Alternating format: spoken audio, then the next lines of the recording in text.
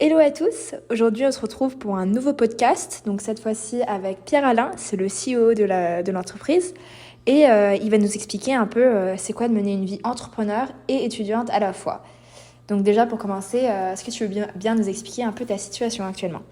J'ai commencé à travailler dans l'entreprise dès ses débuts, en janvier 2021, et du coup ça fait un peu plus de 2 ans que je travaille dans l'entreprise.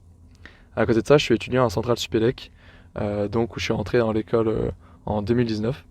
Là, je suis en troisième année à l'école, et ce que j'ai fait, c'est que j'ai travaillé en parallèle entre mes études et Artemis, sachant que l'année dernière j'avais une période de césure, donc j'ai pu me consacrer à 100% au travail chez Artemis.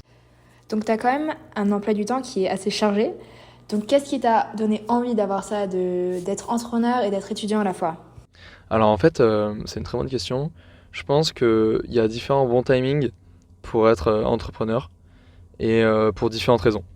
En fait, être entrepreneur après avoir déjà eu une carrière dans un secteur spécifique, bah, je pense que c'est très utile parce qu'on a déjà beaucoup d'expertise, on a déjà un, car- un carnet d'adresses bien rempli, ce genre de choses. Et du coup, on va pouvoir être plus efficace dans le secteur dans lequel on se lance dans l'entrepreneuriat.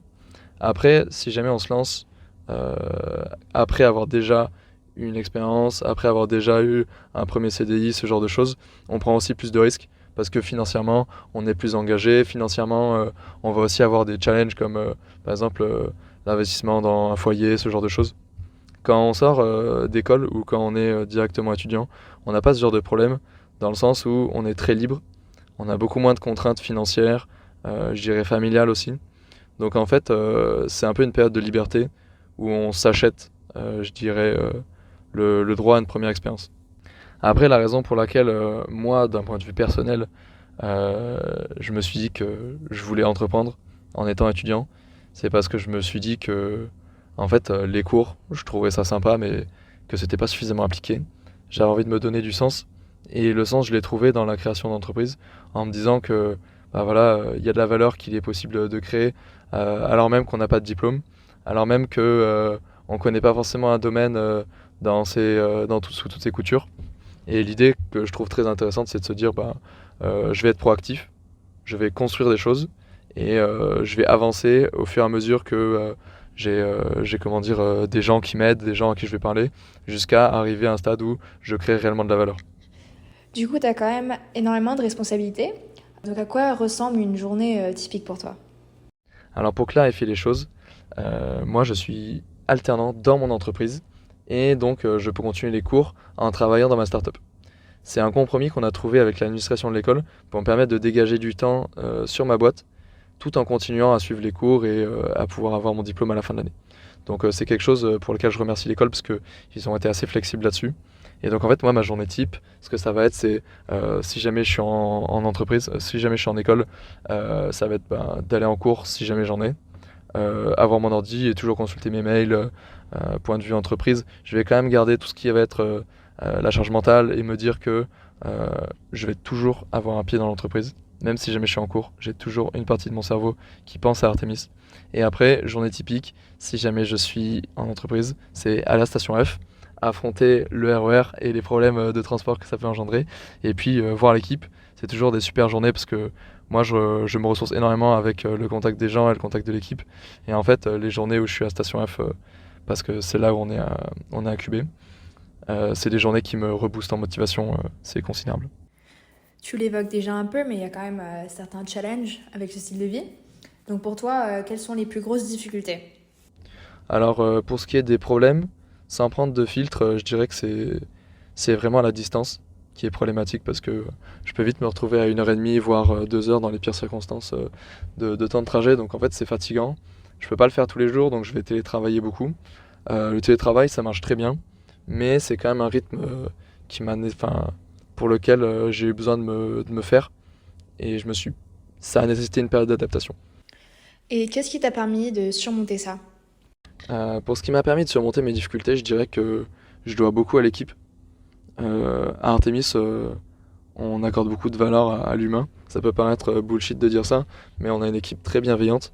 Et moi, par exemple, quand je viens à Station F, ça a beau être 2 jours par semaine et que je télétravaille le reste du temps. Quand je viens, euh, ça me motive énormément. Et je sais qu'il y a une équipe qui est très compréhensive vis-à-vis des difficultés que je peux avoir. Ça, c'est aussi un soutien moral considérable. Donc ça me permet vraiment de passer outre ces difficultés. Super. On parle beaucoup du négatif, mais si tu es encore en train de faire ça, j'imagine qu'il y a du positif. Donc pour toi, c'est quoi les avantages de ce style de vie? Par rapport aux avantages, je pense que l'avantage évident, c'est le fait d'apprendre, en fait, d'avoir, d'un point de vue académique, une compréhension, je dirais, de l'univers de la startup, qui est, je dirais, beaucoup plus complète, enfin, et même incomparable avec ce que peut être un cours d'entrepreneuriat, parce que l'entrepreneuriat, c'est quelque chose qui se vit. Donc, moi, je découvre cet univers-là, et c'est quelque chose qui me passionne. Donc, c'est vraiment un avantage énorme de pouvoir faire mes études et de découvrir ça en parallèle, parce que je sais que j'ai pas eu besoin de faire compromis, j'ai pas sacrifié l'aventure avec Artemis, j'ai pas sacrifié mon diplôme, et ça, j'en suis extrêmement heureux. Et pour finir, une question un peu classique, mais est-ce que tu aurais des conseils pour ceux qui aimeraient se lancer dans un projet entrepreneurial en tant qu'étudiant? Alors, c'est une très bonne question. Je pense que ce que je te conseillerais de faire, si tu m'écoutes, pour te lancer dans l'entrepreneuriat alors que je suis étudiant, c'est en premier lieu de bien t'entourer. Pourquoi? Parce que même si jamais tu as une certaine compréhension de l'univers startup et que tu es déjà familier avec ça, il y a énormément de décisions que tu vas être amené à prendre euh, que tu ne pourras pas prendre seul. En fait, tu vas avoir besoin de t'entourer. Et moi, je considère qu'un bon entrepreneur, c'est un entrepreneur qui est bien entouré parce qu'il faut juste accepter que on ne peut pas être expert dans tous les domaines et en revanche, on nous demande de l'être. Donc, il faut trouver des experts qui pourront te conseiller pour te permettre de prendre les bonnes décisions dans tous les domaines que tu vas pouvoir recroiser, comme le juridique, le financier, euh, le marketing, ce genre de choses. Et deuxième conseil que je te donnerais, c'est de ne pas hésiter à te lancer dedans, sérieusement, dans le sens où un projet à moitié commencé, c'est un projet pas commencé en fait.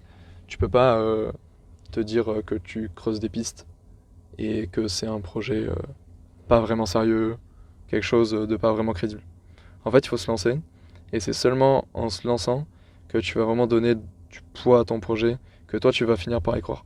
Si jamais tu te lances à moitié, tu pourras pas y arriver, il y a une certaine, je dirais un certain volume de ressources à mettre dans un projet pour que ça fonctionne, pour qu'il soit crédible. Bah, merci beaucoup pour ton temps et merci aux auditeurs d'avoir écouté. Je vous remercie de m'avoir écouté, et puis je vous souhaite une bonne journée. N'hésitez pas à me contacter si jamais vous avez des questions par rapport à mon aventure, par rapport aux décisions que j'ai pu être amené à prendre, et si jamais vous sentez que vous avez une histoire qui peut se dessiner assez similaire. Je vous souhaite une bonne journée. Au revoir.